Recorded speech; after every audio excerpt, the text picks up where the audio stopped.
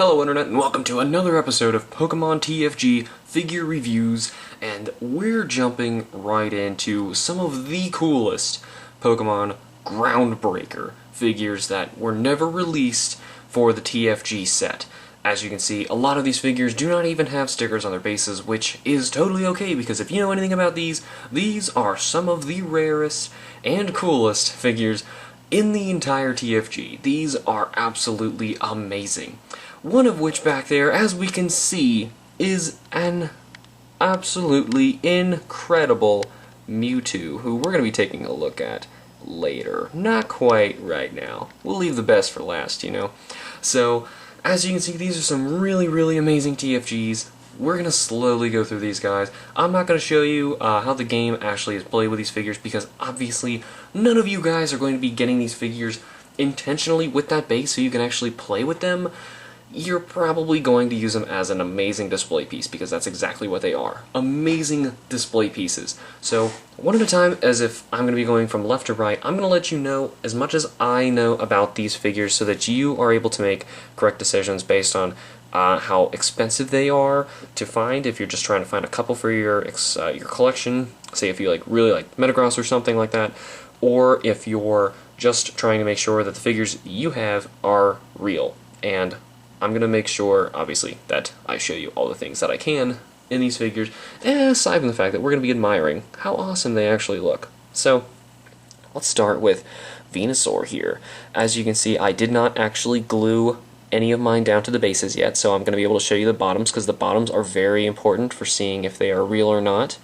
This is one of my favorite TFGs. He is so incredibly detailed.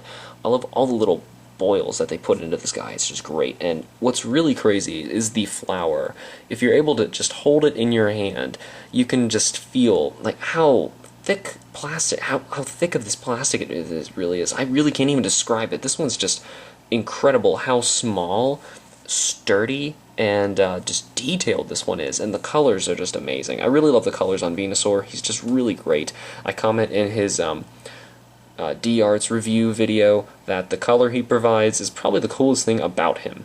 And TFG-wise, his pose is just menacing, amazing. Looks like he's just about to nail you with a solar beam or something. Probably was in the attacks, but obviously I don't know what the attacks were. I could look it up on Bulbapedia. If any of you guys are interested, take a look at Bulbapedia. They have a great site that'll help you figure out any of these moves, just in case you were curious. Because some of them I'm kind of curious. Like, I'm probably going to go look up Mewtwo later. But anyway, so really incredible figure. He's just got so much detail. It's just amazing. The teeth, everything. Extra layer of color in the mouth, the eyes, the ears, everything. He's so detailed. It's incredible. I really wish the TFG could have kept going and making amazing figures like this, because I think of how far this could have gone today if we take this all the way into the 6th generation and make amazing figures just this small. So the bottoms, like I said, are kind of important because they're typically the same color as whatever the base is. Sometimes it's different, sometimes it's clear plastic, so just letting you know so you can see. If you have a Venusaur, you can verify it with this one. I know this one's real from a very good seller online. The bottom of this is actually not transparent at all, so if you have a Venusaur, you can base your design off of that one. I didn't say anything about the prices though. The Venusaurs can go somewhere between, I kind of want to say 30 to 50 nowadays. You might be able to get them lower than that, and if you do, that's a very good deal. I know that's a ton of money. You guys are probably thinking, like, wow, for that little thing? Yeah, these are extremely expensive. These were only shown in some game release stuff, like what do you call it, where they have just little demos where they just show the little figures, put them out on displays. People could basically see them like, hey, let's get excited about the next TFG set, guys. Here's what the figures look like. And apparently the series died anyway, which is really sad. But these figures are all just extremely rare and were only shown in those displays. There's really no other way to get these things. These are just prototypes for the set, so hunting them down is very expensive and very difficult. Next one I want to grab back here is Syndic Quil. Also not on a base. I don't think I have any more Groundbreakers that are actually on bases other than ones you've seen in part 1. This one is a really, really cute one. I love this one. And this one, for the longest time, was an extraordinarily rare one to get. I'm really glad that I ended up finding one. And I actually got it for a pretty decent deal, I think, because the Syndic Quil was going for at least 100. A couple hundred at one point. I think he got up to a couple hundred, but he started going down, and he was around $80 for a while. And I actually got mine for about 50, so that's pretty good, and free shipping as well, so it's also really nice because most of these Groundbreaker figures are not in the US. You have to ship them in from, heck, they're from all over. There's some from France, Australia, I think there's even some in Peru, but they're seriously all over the place, just not here. So you're probably going to be paying a whole lot in shipping, unfortunately, when you try and get these things, but they are just so interesting, so cool to see, and when you put them all together, it's just unbelievable. I'm probably going to have a whole lot of pictures when I actually get the Groundbreakers complete. If I get the Groundbreakers complete, it would be an amazing day if that ever happens. So I really like how much clear plastic is put into Syndic Quil here. Really, really cool. He has a little bit of a yellow spray paint as he sprayed to light up his back as he's just flaring up all this fire. It's really cool. It reminds me of the Flareon figure, both in terms of price and in terms of its pose. It's kind of cool. I like how he's pulling his little arms in and his cheeks are puffing up. It's a great one. So here's the bottom here. This one has a little bit of extra yellow spray paint on the bottom, which is funny because you would only see that if he was off of his base, unless you were to have him stuck down and you just happen to see a little bit of that yellow from right there, which you barely see it, so it's kind of interesting they went to that level. And now this is one of them that is in that octagon shape right there. Yeah, that is a white. 1, 2, 3, 4, 5, 6. No, it's a hexagon, right? Shoot, whatever. That shape. I said octagon something and a stop sign. I saw it's like a stop sign. Anyway, so some of them are actually shaped like that, which is funny because the bases for the TFGs, at least for the Next Quest set, were round, so they were circles, so they don't quite fit sometimes when you try and mix them together. They were probably intending on making these being stronger than the Next Quest set because the figures would break a whole lot, and unfortunately they did not get that far into the design process to even make those, so that is a real bummer. If anyone has a broken base from a Groundbreaker TFG, you can let me know in the comments. I'm kind of curious if the base itself on the top part right here is actually shaped like the hexagon, octagon, whatever the crap it was, a.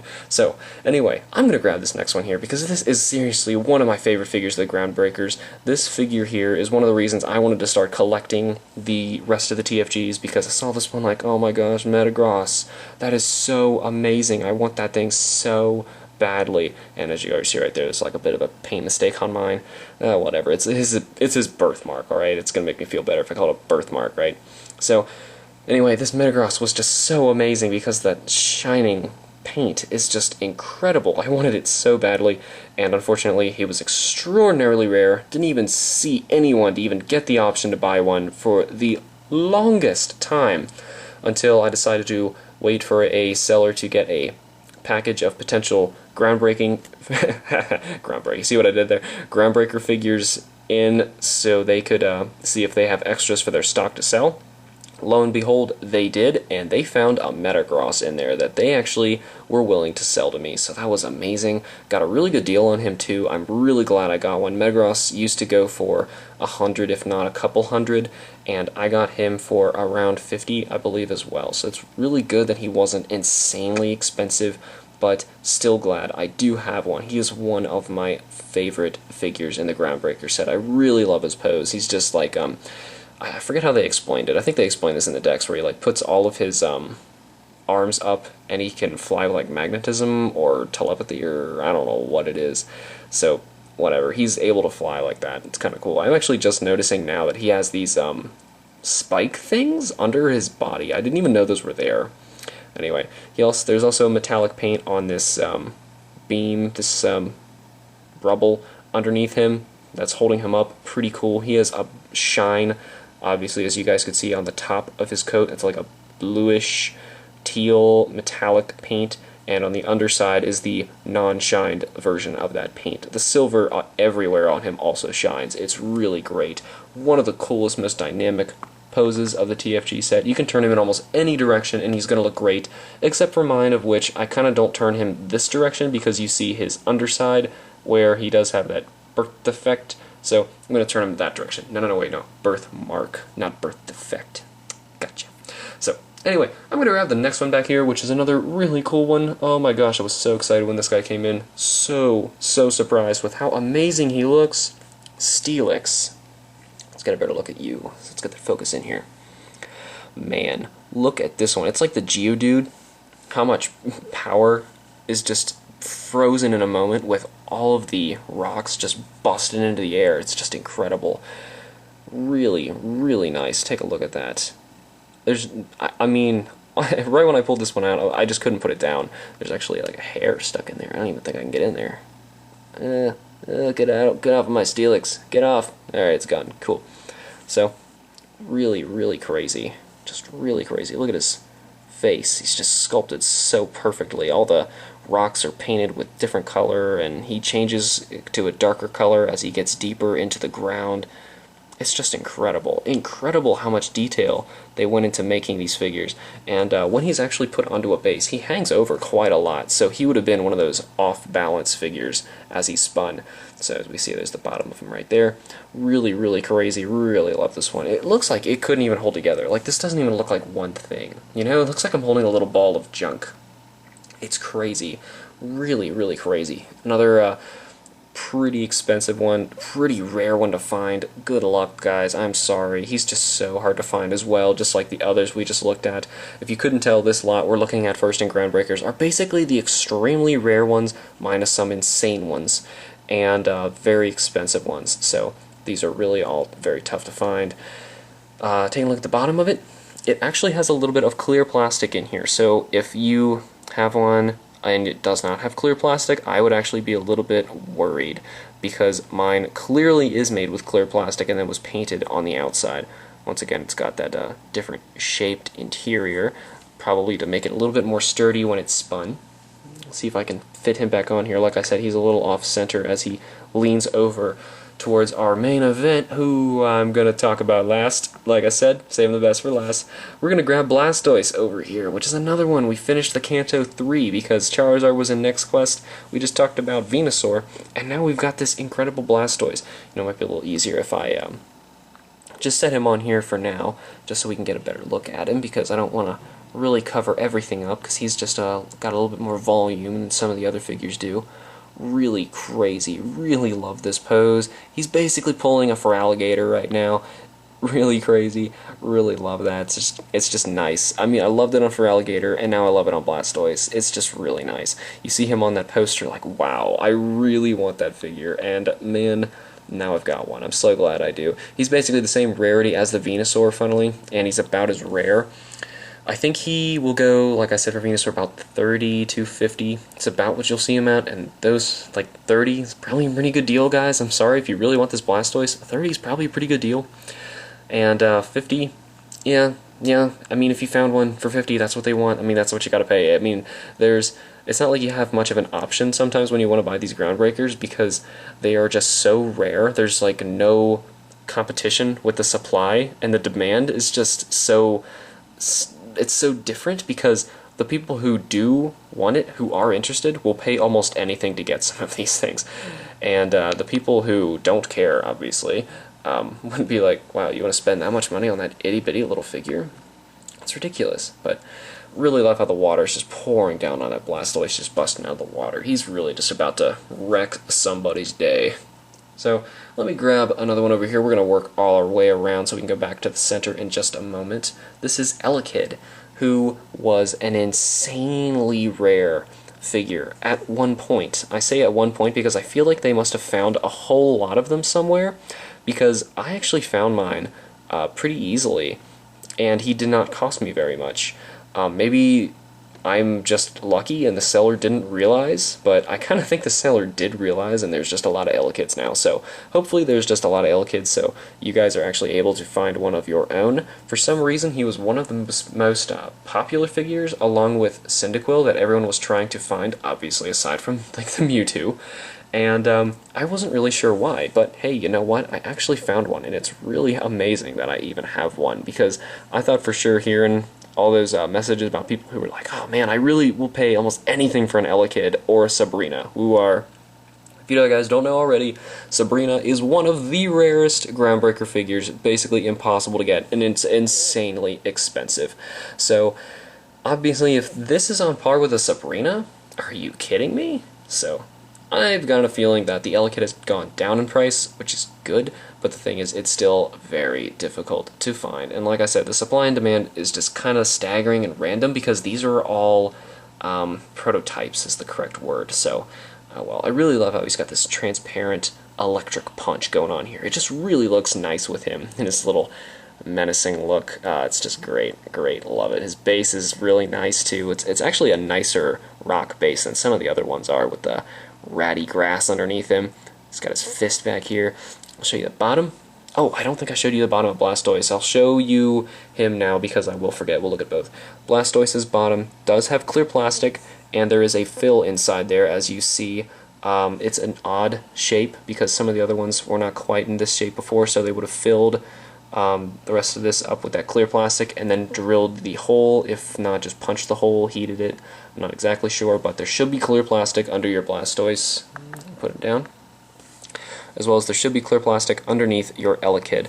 Now, he's got a couple odd spokes right here too. Kind of makes me think that my Dialga figure in the other figure review video I did may be real, but he just was not filled yet. But I kind of think he was for the bottle cap series. So anyway, that is how the bottom of the Elid should look. Definitely a real one. Really, really crazy to even find one. That is just an amazing addition to the Groundbreaker set, especially with his color change in there. Next one I'm going to grab is another very recent one that I've gotten. This is an Armaldo. I really wanted him right away, right when I saw him. He was one of my favorites. He's actually the first figure of the set, I believe, following or in front of Blastoise. He's just got a really interesting pose that I was like, wow, I feel like I need to hold that to even understand exactly what's happening, because he's twisting, turning as rocks are flying some more, because as soon as you throw those rocks in there, it just makes the figures look a lot cooler. That is one of his arms, and his other one is really big out here, swinging. So it's kind of strange, kind of like some of the figures where they'll do an attack and a body part gets larger to show that it's in motion.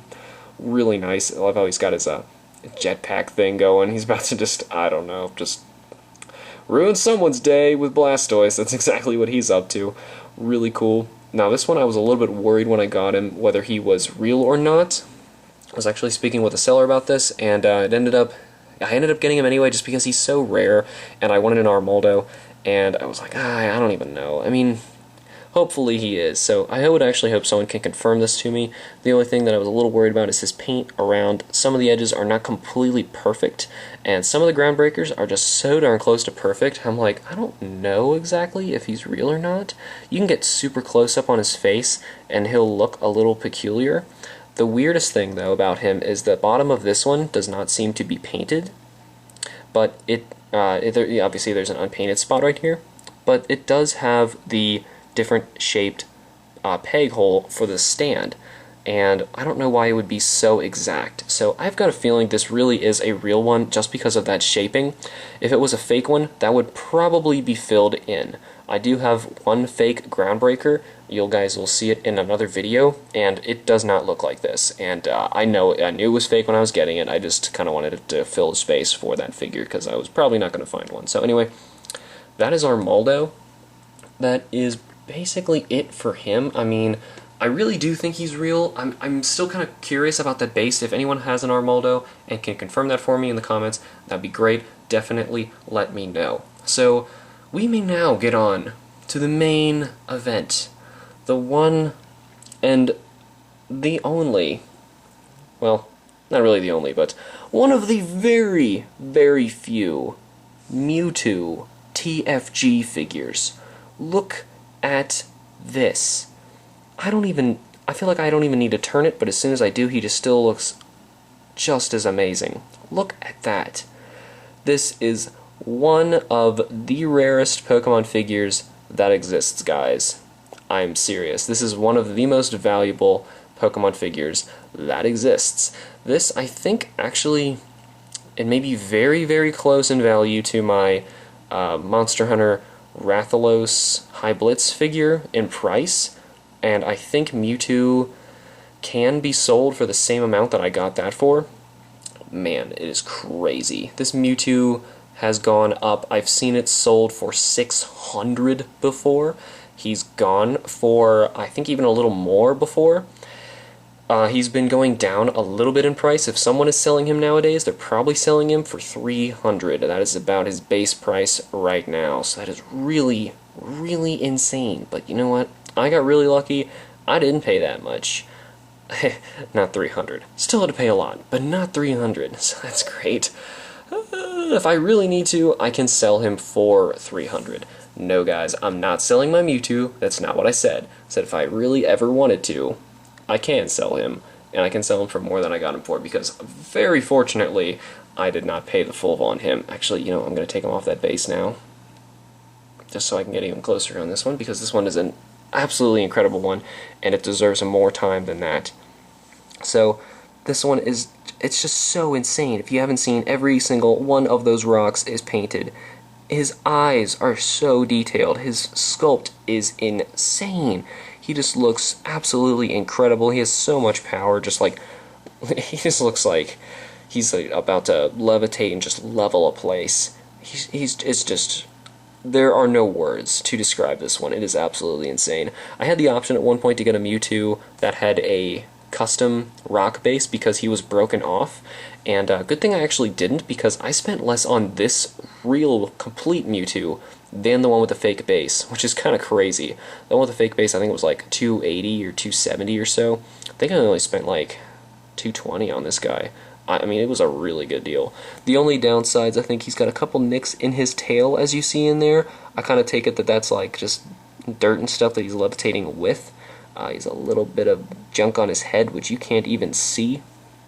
Now, a really nice detail as we turn around here behind the back, that hole is actually open with his neck, where his neck should be attaching with that little thingy back there. The Tomy figure did not even do that. Didn't even attempt to. This tail is actually really great as well, because though they probably should have attached it right here to the rest of the figure, they didn't. That is a loose tail. Look at that. You can even see that moving when I did that. It is crazy. He unfortunately has also a couple green nicks of paint on him, but they are so tiny you don't see them at all. Man, this really is one of the prizes of the Groundbreakers set. If anyone can get their hands on one of these, it is just unbelievable. I usually have him in a case that is covered up in plastic plexiglass on that mirror base. He looks very great. He hogs that thing. So really great to even have one of these things. Obviously, as you guys were probably watching this video, just like going, jump to the Mewtwo, jump to the Mewtwo, jump to the Mewtwo, because this thing is just absolutely incredible. I feel like I need to keep talking about it, but I probably shouldn't. I'm going to go into the bottom just to show you guys, just so you can confirm that your Mewtwo is real, or if one online that you want to purchase is real. It looks like this. As you can see, there is clear plastic filled in here, and I can see where certain joints were chunked together. There you go. You can take a screenshot or something if you want. That's basically it. That's what it looks like. So clear plastic is underneath the Mewtwo, and man, oh man, oh man, what an amazing figure. What an amazing figure. Nothing else I can say, guys. He's so cool. There are no words. So thank you all so much for watching. This has really been an amazing TFG video. These are probably my favorite figures of the whole TFG together. Probably the coolest lot I've done. A lot of these might have been rares when the set would have been released. There's really no way for us to know. Elid may have actually come out as a common, same for Syndic Quil, but like I said, we just don't know. So you can let me know what you guys think down in the comments about some of these. If you're actually looking for any other TFGs and you're wondering about prices or stuff, you can also go ahead and ask me any questions you got down in the comments. Remember to like the videos for more of these TFG videos, and I will see you all in the next Pokemon video.